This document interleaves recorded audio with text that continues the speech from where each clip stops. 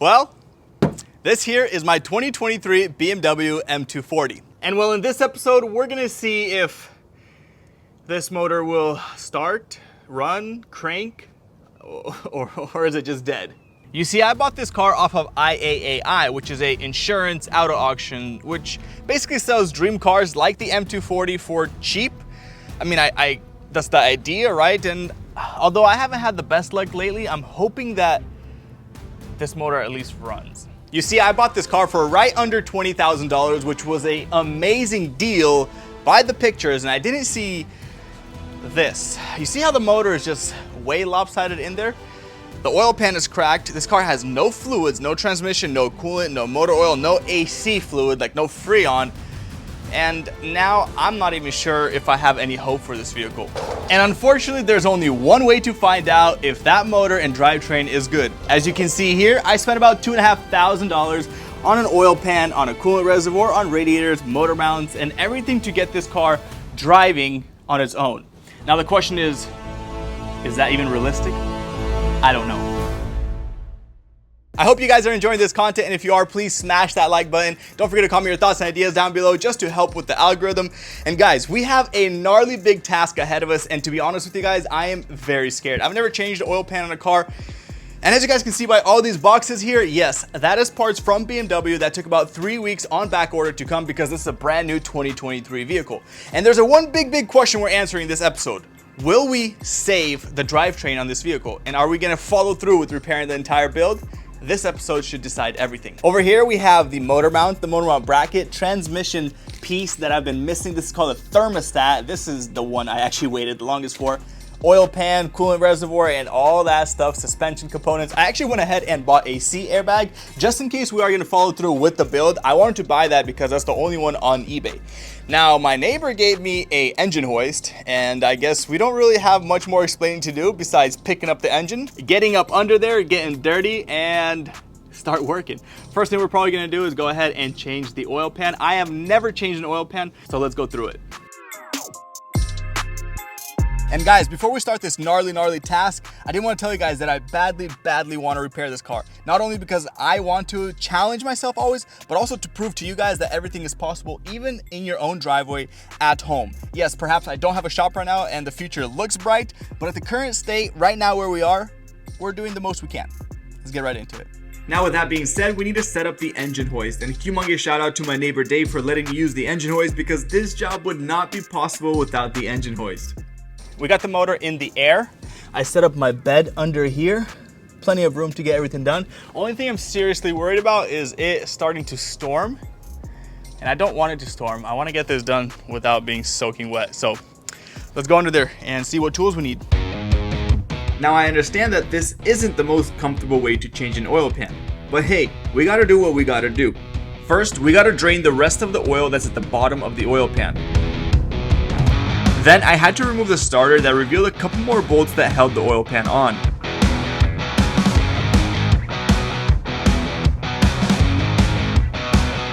Now, to my surprise, removing the oil pan was a lot more simple than I initially thought. Just that the oil pan had like 30 bolts on it, and they were not the easiest to reach.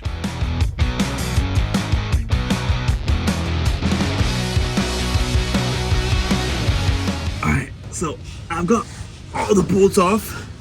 Now, from what I've done my research, is this thing is on gasket maker, which is the original way to put these things on. So I'm gonna go ahead and start prying from the front. Hopefully I don't damage anything. Oh, there's a pry spot right here, looks like.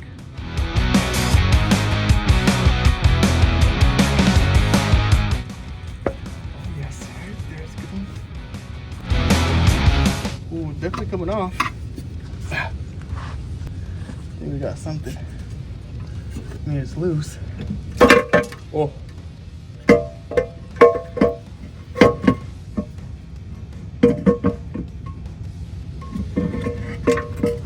Now the problem is, will it slide out of here? It's half the job that we dropped it. Unfortunately, I bumped into an unseen issue. I was having a tough time getting the oil pan out of there, so what I ended up doing was actually cranking up the engine just a tiny bit higher and then I used the jack to lift the transmission just about a centimeter up, and then I was able to get the oil pan out. There you go. How you do it? How you do it, one-man army? Right here. There you go.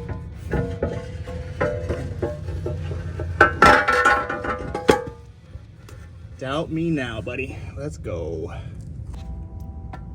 Okay.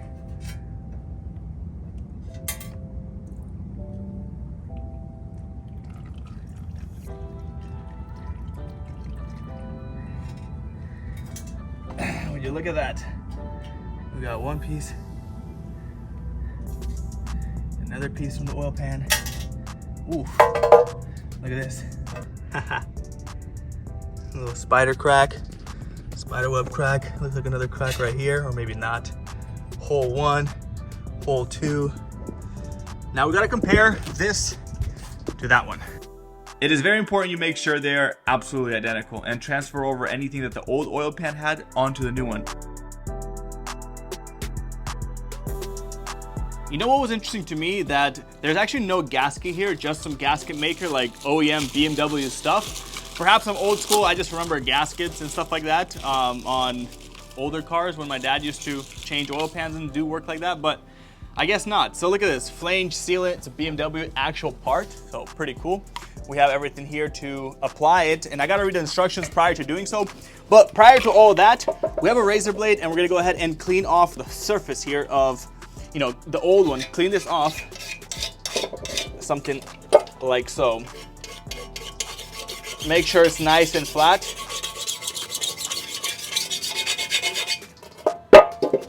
And then we can apply the new stuff and put that oil pan back on, and we have a big job done. There are multiple ways to clean off the old gasket maker off an oil pan. I use a razor blade, I've been using a razor blade, and it just works the easiest for me. From what I'm understanding here is it says tack-free 25 minutes. I'm a little bit worried because to be safe, I got about 15 minutes to apply this stuff and then put it onto the vehicle in its proper place, because once it's tack-free, it's probably not gonna seal as good as if it's wet applied to where it needs to be and then becomes tack-free. So, wish me luck.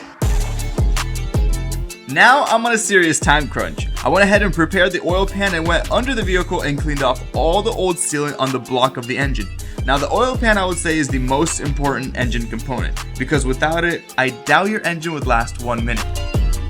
Woo! The engine is now all prepped out for the new oil pan. I went ahead and cleaned off all the gasket maker all around here. You can tell it's all nice and clean everywhere. So now, let's go ahead and apply that stuff, and I'm kind of scared because I got 15 minutes, but I'm pretty sure we can rush it and do it. I am using carb choke cleaner to make sure that we degrease everything so the sealant sticks on real nice. Let's get it. You see, the oil pan's main job is to hold the oil inside the engine, which obviously my old oil pan didn't do too well. I've never changed an oil pan, so I don't know how much of this silicone sealant I should put. And let's just say I wasn't greedy. Time wasn't on my side, so I had to rush to put the oil pan in and tighten all the bolts. Okay, so we're done with the oil pan. Everything looks good. I may have put just a little bit more of that silicone stuff than I would like, but it's fine. It'll dry up, it'll be fine. I know I may have not took the best footage for you guys, but you guys can see that the car is about 1.5 feet or 2. Yeah, like 1.5 feet in the air, and I barely fit in there, so it's hard to get all the good angles. Next thing I want to change is this thermostat here for the transmission. It's very easy, it's just on one bolt, so let's just go put it on.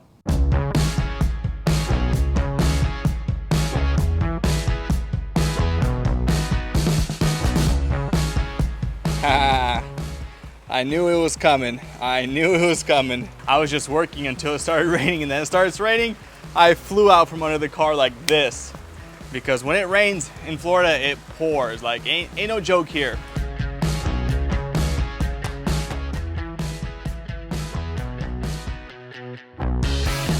Just in time, I covered everything up. I've matured and lived enough in Florida to understand that if one of these bad boys comes through right here, trust me, you're gonna be soaked. In Florida, if it rains, it pours. I want to show you guys how clean I am, spotless. The next morning, I woke up bright and early, feeling sharp. I went ahead and unwrapped my candy BMW M240i, and I had to work around the landscapers and stuff like that because it was really loud outside. I noticed that I couldn't fit the engine mounts inside their position without removing this upper cowl here, so I had to get the windshield wipers off and all this jazz off just to remove all that, just so I can lift the engine up just a tiny bit higher, and then I'll be able to fit the engine mounts into their spot. The driver engine mount was in. Now I have to change the passenger side engine mount bracket. It's a bracket that attaches the engine to the suspension of the engine, which is called an engine mount. There were 4 bolts holding the bracket to the engine, and unfortunately one of the 4 was behind the downpipe and I couldn't reach it, so I loosened the downpipe to give myself some more room. I think that's off. Now I gotta loosen it under the vehicle. There was a downpipe flange, a bracket with 2 nuts on it, and a mid-pipe that was holding the downpipe on tight. Once all that was loosened, I was able to pry the downpipe back a little and just give myself enough wiggle room to remove the bracket.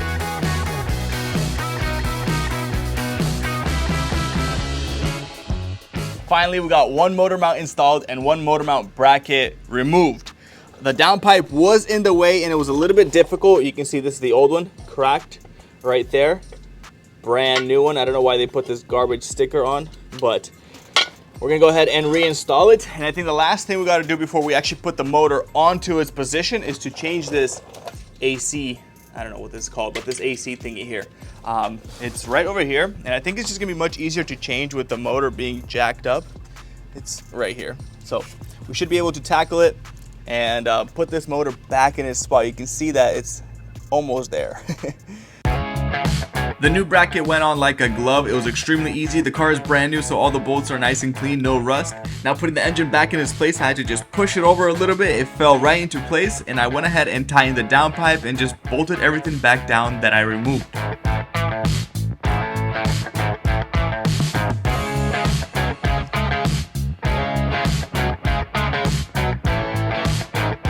No way. Yes. Look at this.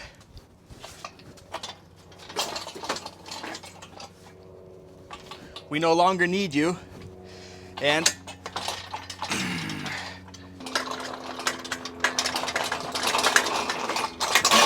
yes, yes, yes, let me show you guys. So this motor is finally sitting in its good position, in its factory position. I went ahead and just started threading those bolts right there, just to make sure they both fit on both sides. Motor is sitting flat, how it should. Oh, look at that. Yep, the motor suspension is done. And I was just too excited to put the motor back in its spot before changing this thing right here. But let's just go ahead and change it. It should be straightforward. Since I've never changed something like this, for reference, I'm gonna use this one here that's a takeoff, a used part, to see that 1, 2, 3, 4 connections need to be removed. And then it seems like just one bolt up top, and then it has like a slot that it slides into, so.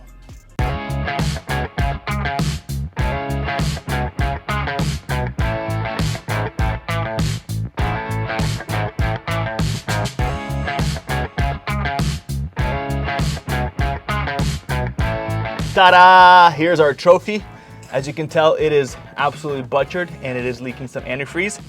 But here is the new one, and all we have to do is just compare the part numbers, make sure they are identical. They look identical. And part numbers 152723, 15272311. Perfect. Look at that. That was easy. Kind of restored my hope in how difficult this rebuild is, because we're almost done with all the stuff that I've never done before. So the rest of the stuff like suspension and body, you guys know I can do it.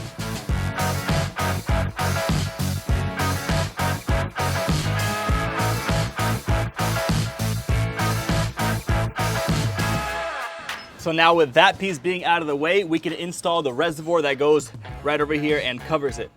Should be pretty straightforward. I think there's a bolt or two that just holds it. Otherwise, it just slips into its little slot. Let's get it done.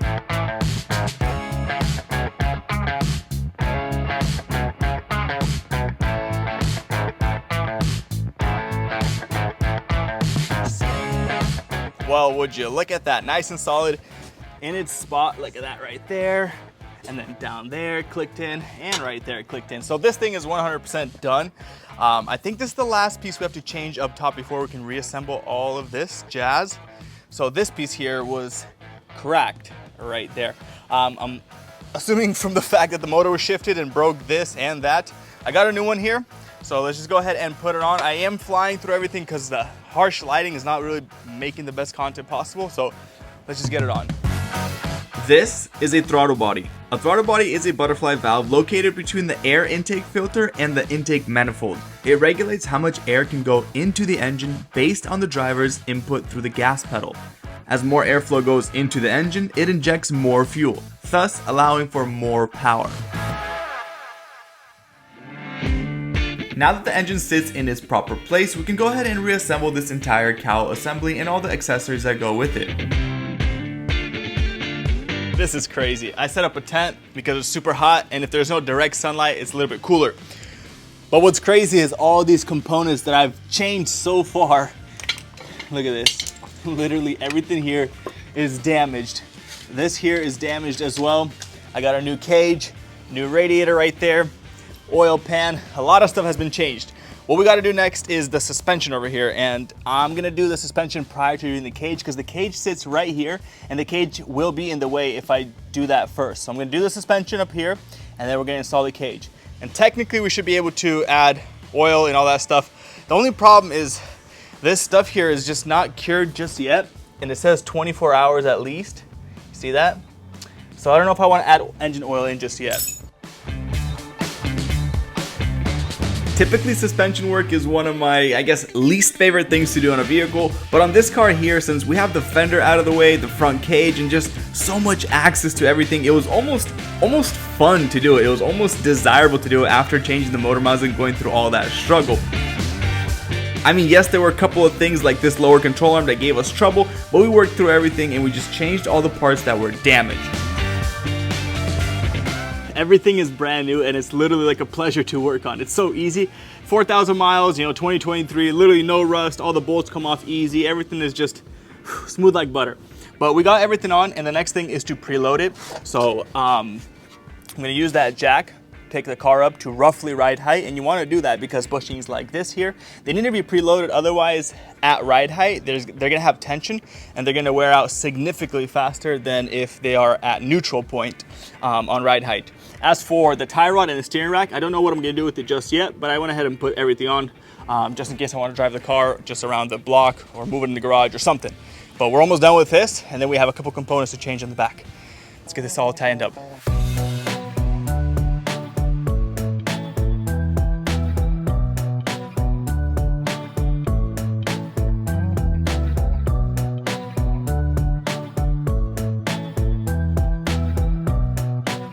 I knew it.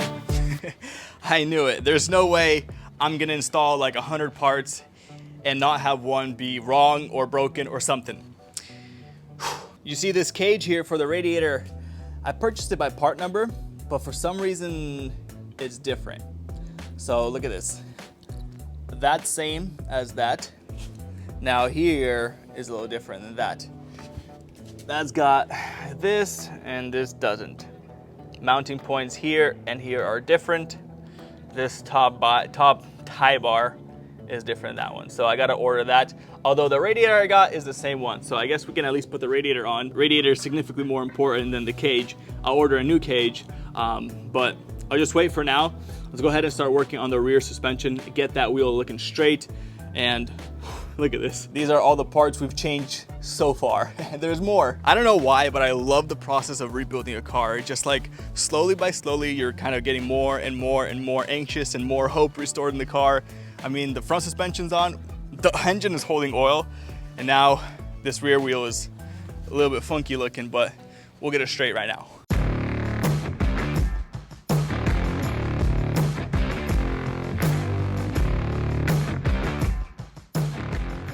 Issue number 2 has just shown itself. Look at this. So as I spin the wheel, I'm like, why is it not spinning right? Now look how bent that is right here. So look at this, it's hitting against the road or the shock up top. Look over here. Ready? Boom. Oh, yeah, that thing is gone. I need a new rim. Might as well get aftermarket wheels.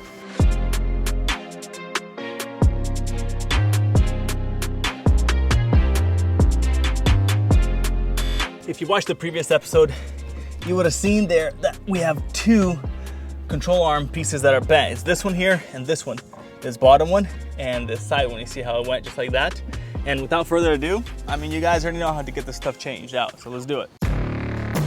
Just like the majority of suspension work, it's really just bolt off and bolt on, trying to get everything aligned back into place. Yes, it may be tough getting pieces back in sometimes, but the idea is to just remove the broken part and put on the good part. As you can see here, I put the wheel back on and I did just a little bit of an alignment just so the car will drive decent, and then I preloaded the suspension. Once that was all finished, I went ahead and put the air box on, put the engine cover back on, and just kind of stood there in awe.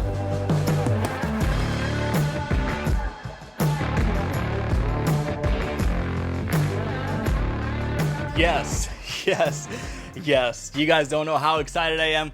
Through literally blood, sweat, and tears, we are here. It doesn't look like I got a lot of progress done, but this is an insane amount of progress done. Motor mounts are in place, oil pan is in place, all suspension is done. Technically, if I put on that radiator, I can fill this thing up with coolant and everything. Wow, what a milestone. Halfway through working on the rear suspension, I had to trim a piece up. And that's paint, you know, that's paint. But anyways, I absolutely butchered my finger, and from the rear suspension to getting everything else done, I've literally had to work with one hand. It is extremely painful, but I'm a one-man army and I got to get this done. We're running out of daylight, so I know it still looks just about as bad as it was from when I got it from the auction, but the amount of work that's been complete is immense. Look at this wheel.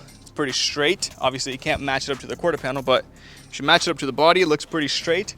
Super happy about that. This piece here on the oil pan, I'm not gonna put on just yet. I may even get a new one, honestly.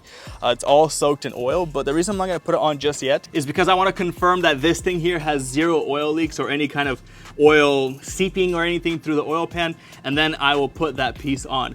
It's been over 24 hours since I put the oil pan gasket on or the sealant. And I'm still not too sure if I want to put in oil. I may wait till tomorrow. But in the meantime, I want to show you guys something I'm extremely proud of. Getting all of this stuff changed out to having a motor that sits flush and flat how it should from the factory. Look at that. This is literally a moment for me that I'm just like in awe about. I'm so happy. You guys don't even know. And the reason why I'm happy is because it's over. Like literally.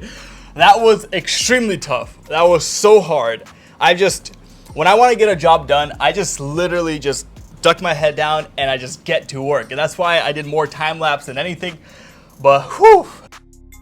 It's now cleanup time, and a little tip for you guys. Never throw away your wrecked or broken parts until the vehicle is fully complete. Well, it's officially the morning where we're gonna fill this car up with oil and see if the motor is good. I'm crossing my fingers. It's been 40 hours since that sealant has sat on the oil pan. I hope it's all cured. Now, without further ado, let's get right into it. I'm nervous, I'm scared, wish me luck. Now, as much as I can recreate this accident in my head and think I've fixed everything, I'm a little afraid that we may run into more issues. And that's just because I don't know the extent of this damage.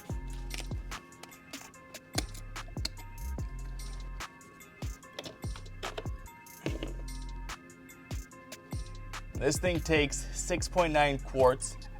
Here's one. There's two. Now I want to see if anything is leaking. There's three. There's four. There's five.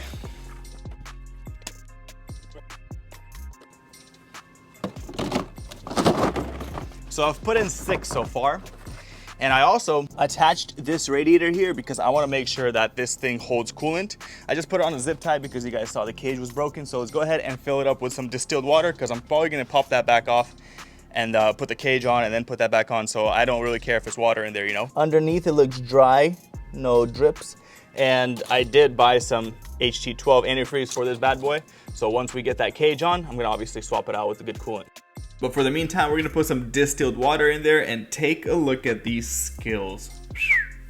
It looks like we're holding fluid, so I'm happy about that. Now this thing does have a dead battery. Oh, I am getting extremely nervous right now. So I got the battery on here. This is from the Mercedes. The battery that's in here is good, but the Mercedes one's bad. Anyways, we're gonna put the jump box on. We got life.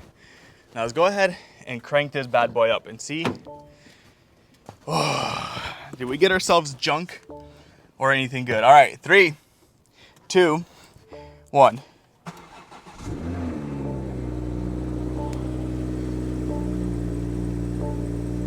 What the heck? That sounds perfect. What in the... Listen to that. That's literally butter.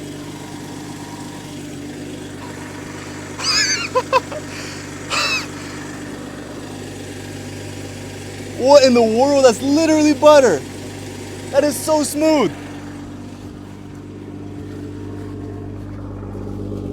See if I can unplug this.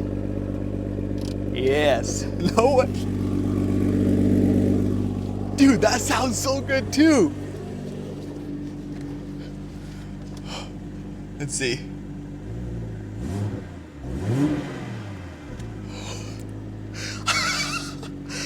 I don't know what's happening right now. Okay, this is crazy. This is crazy. I noticed that when I revved the engine, a lot of lights came on and then popped right back off, so I figured that was a dead battery, so I swapped it back out from the Mercedes. Now, I don't really like the way it ran for the last 15 seconds before I shut it off. So I switched the battery. I mean, at low RPM, it just started stuttering. So I want to see. Okay, well, those lights are no longer flickering. I know BMWs are very, very sensitive with low batteries. So let's see once this gets down to an idle. Man, this screen is sick though, ain't gonna lie. Experience has definitely taught me one thing. Look at this, we have a coolant leak. Now, it's somewhere here. Oh, there it is. Now imagine I put coolant in there and then I have to drain everything, or it will leak out by itself slowly, see? That's why I put distilled water, make sure the whole entire system is good, then you can flush it with coolant. Trust me, you don't want to spend extra $40, $50 just on thin air. It's looking like it's running pretty healthy. Got no issues thus far. Listen to this.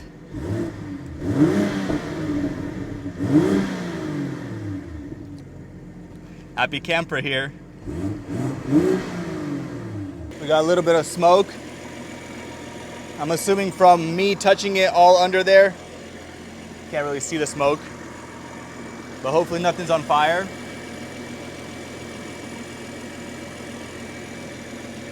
It's pretty good so far. I let the car run for about 10 minutes, adding water, making sure it wasn't overheating, and the smoke didn't stop, so I got worried. The smoke was coming from the AC compressor right over there. I'm thinking it may be internally seized or something.